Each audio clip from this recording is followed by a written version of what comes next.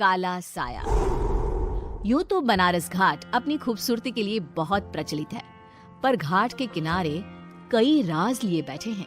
ये कहानी शुरू होती है बनारस के घाट के पास बने ममता निवास से, जहाँ प्रिया लाल जोड़े में ममता के घर उसकी बहू बनकर आती है। आओ आओ बहू, घर को अपने पैरों से पवित्र करो। ममता घर की दहलीज पार कर ही रही होती है कि अचानक एक बहुत गंदी सी बास पूरे घर में फैल जाती है।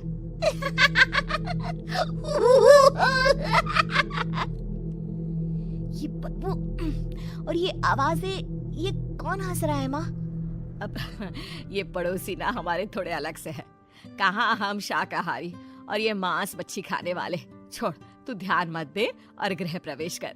और हाँ बहू, अपनी सास की एक बात हमेशा याद रखना, इन पड़ोसियों से तो कभी बात नहीं करेगी। अच्छे लोग नहीं है ये। अपनी सास की ये बात मानेगी ना बेटा? हाँ माँ, जो आपकी मर्जी, मैं उनसे बात नहीं करूंगी। अगले दिन प्रिया अपनी पहली रसोई बनाने रसोई घर में जाती है। ये छोकी बात तो नाक में जा रही है। एक काम करती हूँ, खिड़की खोल देती हूँ। प्रिया खिड़की खोलने जाती है। इतने चाले, लगता है इस खिड़की को कभी खोला ही नहीं गया। पर ऐसा क्यों? ओह, नॉन वेज की स्मेल आती होगी ना। 2 मिनट के लिए खोल लेती हूँ, फिर बंद कर दूंगी। प्रिया खिड़की खोलती है। खिड़की खोलते ही उसकी नजर सामने वाले घर की खिड़की पर पड़ती है, जहाँ एक लड़की खड़ी होती है। हाथों में मेहंदी, लाल रंग की साड़ी, बिल्कुल सजी धजी, मानो प्रिया की तरह ही वो भी नई नवेली बहू हो। वो प्रिया को देखकर मुस्कुराती है। हे भगवान, माँ ने तो इनसे बात करने को मना किया था। प्रिया फौरन ही खिड़की बंद कर देती है और तवे पर चढ़े रोटी की ओर देखने लगती है, पर वहाँ रोटी न होकर मछली पड़ी होती है। ये क्या? पहली ही रसोई में इतनी बड़ी गलती! हे भगवान, अब मैं क्या करूं? प्रिया बहुत डर जाती है और फौरन रसोई की सफाई करने और फिर सभी के लिए खाना बनाने लग जाती है। जब वो सबको खाना परोसती है, सब तो ठीक है, मैं बेकार में चिंता कर रही थी। हे भगवान, ऐसे ही बस अपनी कृपा बनाए रखना। रात के वक्त जब सब सो रहे होते हैं, तब प्रिया को पायल की आवाज सुनाई देती है, जिससे उसकी आंख खुल जाती है। ये पायल की आवाज कहाँ से आ रही है? प्रिया उठकर उस आवाज के पीछे छत की सीढ़ियों तक जाती है। तभी उसे बच्चे के रोने की आवाज आती है। प्रिया छत पर जाती है तो क्या देखती है? वही लाल साड़ी वाली लड़की अपनी गोद में एक नवजात बच्चे को घुमा घुमा कर सुला रही है। तभी प्रिया की नजर उसके पेट पर पड़ती है। ओह गॉड, ये तो प्रेग्नेंट भी है। सुनिए, बच्चा सो नहीं रहा है क्या? मैं कुछ मदद करूं? नहीं नहीं, आपके घर वालों को अच्छा नहीं लगेगा, मैं संभाल लूंगी। स्नेहा की गोद से बच्चा हाथ मारकर प्रिया की गोद में आने को छटपटाने लगता है। दोनों घर अगल बगल में बने होने के कारण प्रिया उस बच्चे को गोद में ले लेती है। प्रिया के पास आते ही वो सो जाता है। बच्चे का वो स्पर्श रात भर प्रिया भूल नहीं पाती और अगली सुबह वो छत पर कपड़े सुखा रही होती है। तभी उसे एक औरत इशारा करके बुलाती है। स्नेहा कह रही थी बाबू तुम्हारी गोद में आते ही सो गया। मैं गौरी, स्नेहा की माँ हूँ। बहू, घर आना, बाबू को खिला भी लेना।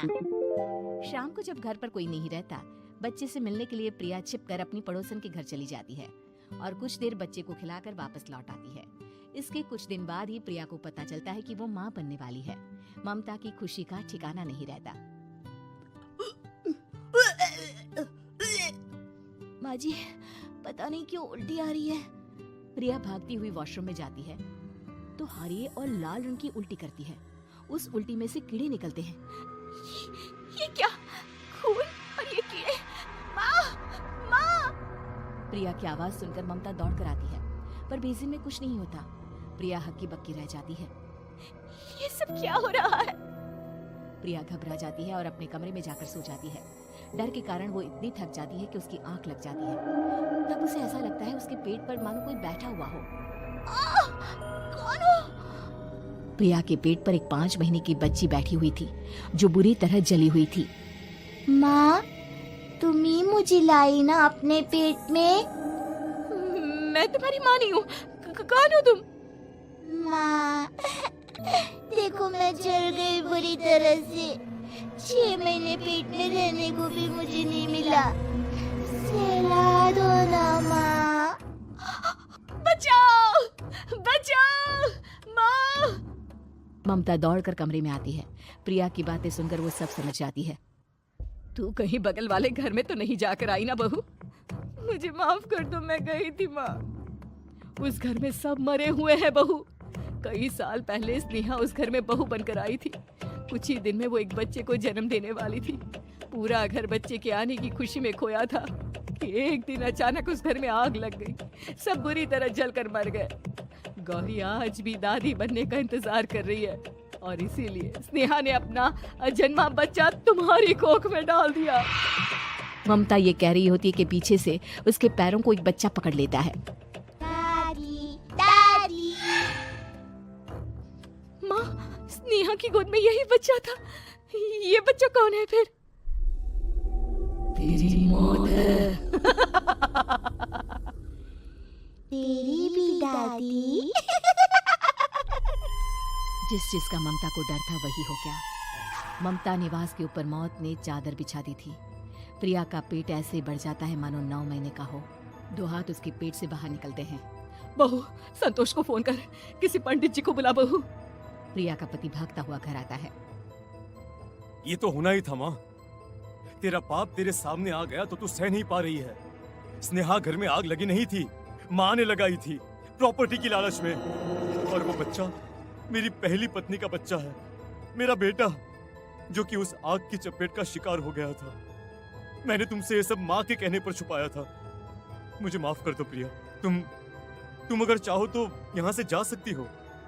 मैं तुम्हें किसी भी बंधन में रखना नहीं चाहता। मेरी शादी हुई है आपसे, मैं आपको छोड़ नहीं सकती, पर उससे पहले हमें स्नेहा, उसकी माँ और बच्चे की आत्मा की शांति करवानी होगी। संतोष और ममता गौरी के घर जाते हैं। अंदर सब कुछ जला हुआ होता है। जमीन पर जली हुई लाशें बिखरी हुई थी। ममता रो रो कर अपने करने की माफी गौरी से मांगती है। प्रिया स्नेहा के घर वालों का अंतिम संस्कार करवा देती है और ममता निवास फिर से आत्माओं के साए से मुक्त हो जाता है।